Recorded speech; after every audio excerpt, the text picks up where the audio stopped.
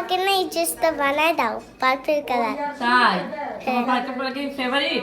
এই তো বুড়ির নাকি পার্পল কালারের ড্রেস পরতে অনেক বেশি মন চাইছে, এর জন্য বুড়ি আর বুড়ির খালামণি গিয়ে মার্কেটে পছন্দ করে এই পার্পল কালারের কাপড়টা নিয়ে আসছে।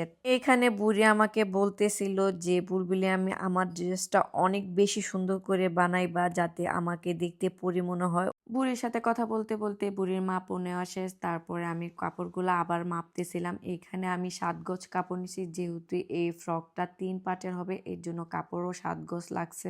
এখানে আমি 3টা লেয়ার করে কাপড়গুলো কেটে নিয়েছি, বড় মেজু ছোট করে 3টা 3 লেয়ারের হবে, এর জন্য আলাদা আলাদা ভাবে কাটতে হইতেছিল। নিচের পার্ট কাটা শেষ করে আমি উপরের পার্টও কেটে নিলাম, আর এটা ছিল আস্তর, আস্তরটাও আমি কেটে নিলাম।